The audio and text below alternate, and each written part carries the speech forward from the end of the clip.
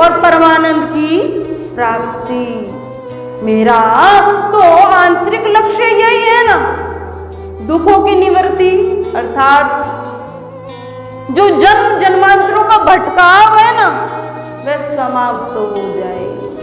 जो जन्म जन्मांतर से हम बंधन में बंधे आ रहे हैं, कभी गाय का शरीर पाया, कभी कुत्ते का शरीर पाया, कभी बिल्ली का शरीर पाया, ये शरीर सब शरीर हमने ही तो पाए हैं ना।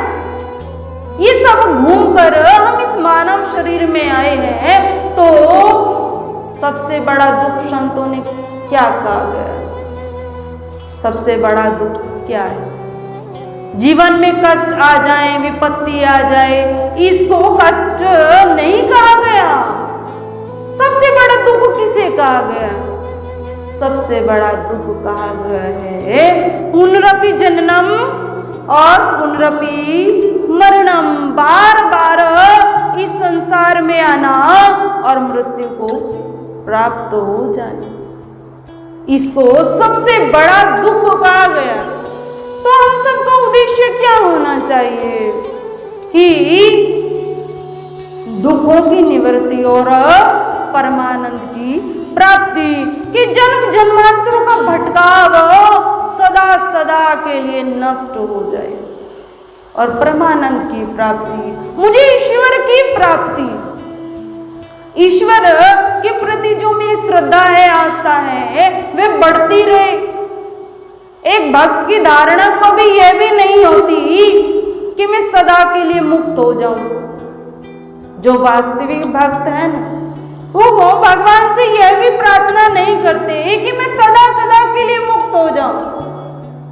वे भगवान से यही प्रार्थना करते हैं, प्रभु मैं जिस भी परिस्थिति में रहूं, जैसी भी परिस्थिति में आप मुझे रखें, हे नाथ, बस मैं आपको भूलूं नहीं, मैं आपको भूलूं नहीं। मैं संसार में रहूं, परिवार में रहूं, गृहस्थ जीवन में रहूं, सन्यासी जीवन में रहूं, प्रभु ये आप पर निर्भर करता है मैं किस परिस्थिति में रहूं, पर नाथ मैं आपको कभी भूलूं नहीं। मेरा सत्संग छूट न जाए, मेरा जो आपके प्रति प्रेम है वो छूट न जाए, प्रभु नाथ मैं आपको भूलूं नहीं। ये वास्तविक भक्त की आंतरिक पुकार होती। वो ना वैभव चाहता है, ना मोक्ष चाहता है, वो प्रभु से कुछ चाहता ही नहीं, केवल प्रभु को ही चाहता है, प्रभु के नाम का ध्यान ही चाहता है। हम सबके जीवन में गुरु भी होता है। गुरु कोई सामने वाले व्यक्ति को ही नहीं कहा गया है कि दूसरा व्यक्ति ही मुझे वो ज्ञान दे, वो मंत्र दे या साधन की कुछ विधि बताए, वही गुरु। सबसे बड़ा गुरु तो आत्मा को भी कहा गया कि स्वयं में जो ज्ञान उदय होता है, स्वयं से जो प्रेरणा मिलती है वो स्थायी होती है, स्थिर होती है। तो आत्मा तो सबसे बड़ा गुरु है। अच्छे संस्कार हमारे सबसे बड़े गुरु कहे गए, हमें उनकी ओर भी ध्यान देना चाहिए। जब कुछ भी गलत कार्य हम करना प्रारंभ करते हैं तो मन में विचार तो आता है, अमुक कार्य बहुत गलत है, पर फिर दूसरा भाव भी आता है, नहीं नहीं एक ही बार तो जीवन में किया, कुछ नहीं होगा, ये तो संसार है, आध्यात्मिक बातें तो होती हैं, ये तो संसार है, ये संसारिक क्रियाएं। दूसरा भाव होता है। तो हम स्वयं में विचार करें, जो पहला विचार आया क्या वे प्रभावशाली है? यदि वे ज्यादा प्रभावशाली तो हम कहाँ पर हैं? अच्छे संस्कार हमारे जीवन में हैं और हम उसी विचार के अनुसार चलते हैं जो पहला आया, और जो दूसरा राजसी विचार आया, यदि हम उसके अकॉर्डिंग चलते हैं तो फिर हम अधोगति की ओर अग्रसर हैं। हम प्रगति पर नहीं हैं, हम अधोगति पर हैं।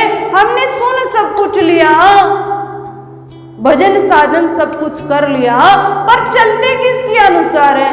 मन के अनुसार है। तो फिर हम अधोगति की ओर अग्रसर हैं। गुरु ने हम सबको जो ज्ञान दिया है, जो विद्या दी है, जो साधन की विधि बतलाई है, हमें पूर्ण निष्ठा के साथ उसको अपनाना चाहिए, उस पर संदेह नहीं करना चाहिए। गुरु ने मुझे तो अमुक क्रिया बताई, दूसरा भाई गुरु के पास गया तो गुरु ने उसको अमुक क्रिया बताई। गुरु एक ही है, फिर हम सबके साथ ऐसा भेद क्यों? मुझको अलग साधन बताया, अमुक व्यक्ति को अलग साधन बताया, ऐसा भेद क्यों?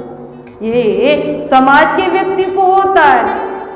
कई बार पूछ भी लेते हैं आकर, ऐसा मुझको क्यों बताया? हम विचार स्वयं करें, गुरु वही हमें बताएगा जो हमारे हितकर होगा, जो हमारी सामर्थ्य के अनुसार होगा, जो हम कर सकते हैं, गुरु वही तो हमें बताएगा।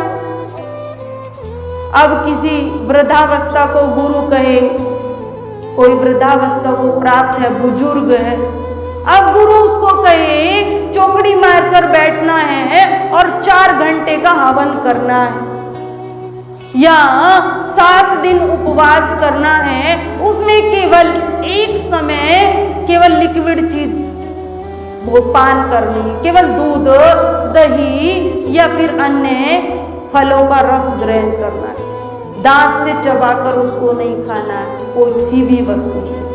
तो क्या वो संभव है, कर पाएगा?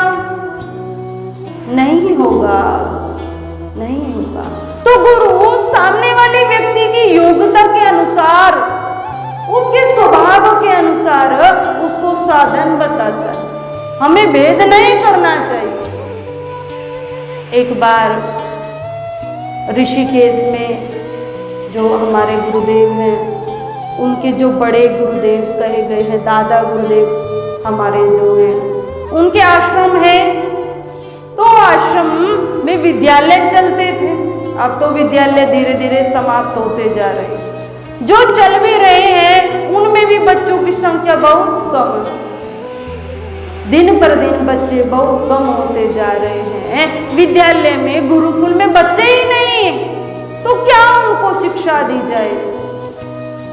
पहले के समय में बहुत बच्चे होते थे, तब विद्यालय चलता था तो एक बैंक के मैनेजर वहां जाते थे, ऋषिकेश में भ्रमण भी करते थे और कुछ समय विद्यालय में रहते थे। आध्यात्मिक रुचि वाला स्वभाव उनका था। कुछ समय रहते, उनको बहुत आनंद आता, श्लोक सुनते गीता के, रामायण की चौपाइयां सुनते और भजन साधन में अपने समय को व्यतीत करते। उनको लगा कि अभी तो मुझे ये बैंक मैनेजर की मेरी जॉब है, इसको मैं छोड़ नहीं सकता, अभी परिवार के भी कर्तव्य शेष हैं, उनको भी मैं छोड़ नहीं सकता। तो मेरे परिवार के कर्तव्य जब पूर्ण हो जाएंगे और मेरा जब यहाँ से रिटायरमेंट होगा तो मैं अवश्य विद्यालय में आकर समर्पित हो जाऊंगा और यही अपने जीवन को गंगा के किनारे सार्थक करूंगा, यही भजन साधन करूंगा। ऐसा विचार उसने बनाया और ईश्वर कृपा से समय आने पर उसका विचार पूर्ण भी हुआ। ऋषिकेश में आया, जो गुरुजी थे उनसे दीक्षा प्राप्त की, दीक्षा ली और लेने के पश्चात वह जिस विधि से गुरु ने बताई थी उस विधि से करने लगा। अब जैसे गुरु ने उनकी सामर्थ्य अनुसार उन्हें बताया, 60 वर्ष के थे, रिटायर हुआ, उसके कुछ समय पश्चात आए तो लगभग 70 और 65 के बीच की एज उनकी। तो ऐसी अवस्था में उनको कठोर तप भी नहीं बताया जा सकता, तो गुरु ने उनकी सामर्थ्य अनुसार उनको दे दिया, इसमें तुम्हारा कल्याण, बस तुम्हें सुबह शाम ये सब चीजें करनी। बड़ा प्रसन्न हुआ, कमरा उसने विद्यालय में ही लिया और रहने लगा गंगा जी के किनारे, भजन साधन करता जीवन व्यतीत करने लगा। अब एक बार उसने देखा कि गुरुजी समस्त बच्चों को वेदों का अध्ययन करा रहे हैं। वेद अध्ययन बच्चे कर रहे हैं, उनके श्लोक पढ़ रहे, तो उसकी रुचि हुई क्यों ना मैं भी वेदों के श्लोकों का अध्ययन करूं, मुझको भी श्लोक सब आने चाहिए, मैं भी गीता जी के पाठ का अध्ययन करूं। ऐसा भाव मन में आया और अपनी इस अभिलाषा को जाकर गुरुजी को कह दिया। गुरुजी से कहा कि मैं जब यहाँ आया हूँ, समर्पित हूँ, तो मैं भी चाहता हूँ वेदों के संपूर्ण श्लोक मुझे कंठस्थ हो जाएं। मैं भी चाहता हूँ स्वाध्याय करना। गुरुजी ने उसके मन के भाव को समझा, उसको समझाया भी बहुत, पर उसका अपना तर्क था। तो गुरुजी कम वाणी का प्रयोग करते हुए कहने लगे, ठीक है, आपको स्वाध्याय करना है, वेदों का अध्ययन करना है तो ठीक है, परंतु बच्चे तो बहुत आगे पहुंच गए, बच्चों का अध्ययन तो काफी आगे पहुंच गया है, आपका तो प्रारंभिक अवस्था आपकी, प्रारंभ से आपको शुरू करना होगा, अब आपको अलग से समय देना पड़ेगा। अब वो कहने लगा कि आप मुझे अलग से अवश्य समय दीजिए, बताइए आप कौन सा समय मुझे दे सकते हैं।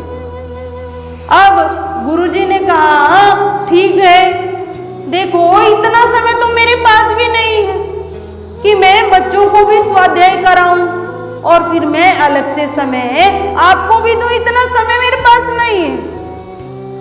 हाँ, इतना अवश्य है कि जिस समय मैं स्वयं गाय के गोबर के उपले बनाता हूं, कंडे बनाता हूं, अगर दिन में तुम वह कंडे का कार्य है तुम संभालो और जो कंडे जिस समय में बनाता हूं उस समय में 2 घंटे तुम्हें मैं दे सकता हूं। अब उसकी बात समझ में आ गई। अब मैं क्या करता हूं, बैंक का मैनेजर है, सुबह शाम भजन अपना किया और गाय के दिन भर उपले बनाता। जो समय गुरुजी उपले बनाते थे, और गुरुजी उपले क्यों बनाते थे, क्योंकि वो जो हवन करते थे, जो गाय माता है ना, अगर उनको जूठन न डाली जाए तो यदि जूठन डालते हैं तब फिर वे गोबर की सार्थकता नहीं है। केला होता है ना, केले को हमने पाया और उसको छिलका भी यदि गाय को डाला ना तो उसको झूठा कहा गया, वह नहीं डालना चाहिए।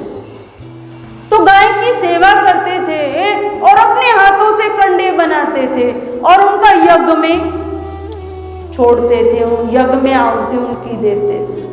यज्ञ के अग्नि को प्रारंभ ही उसी से करते थे, देसी गाय रखते थे। तो दिन भर वृद्ध उसका शरीर गाय के गोबर को हटाता, उसके कंडे बनाता और गुरुजी 2 घंटा उसको श्लोक का अध्ययन कराते। अभी ऐसा करते करते 1 वर्ष नहीं, 5 वर्ष नहीं, 12 वर्ष व्यतीत हो गए। अब 12 वर्ष 65 और 70 के बीच में तो घर से निवृत्त हुआ था। अब 12 वर्ष हो गए कंडे बनाते बनाते। अब शरीर की एज कितनी हो गई, कुछ वजन लाभ नहीं हुआ।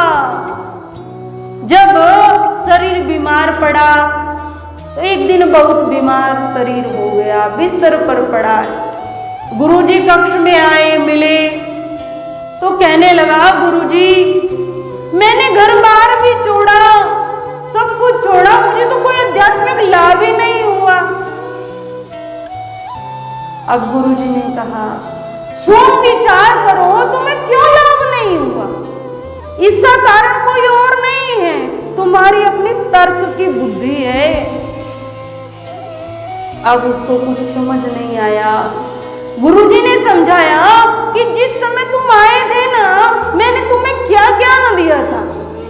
क्या ज्ञान दिया था कि सुबह उठो और जिस प्रकार से जप का विधान बताया उस प्रकार जप करो और आधा घंटा मेडिटेशन करो, ध्यान करो, पूर्णतः स्वयं का ध्यान करो।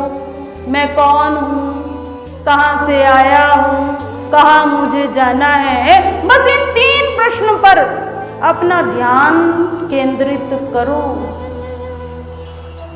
यही उसको समझाया। परम पूज्य श्री साध्वी ब्रह्म ज्योति सरस्वती जी के प्रवचन प्राप्त करने हेतु दिव्य वाणी चैनल को सब्सक्राइब करें, वीडियो को शेयर करें और अपने परिजनों पर अवश्य भेजें।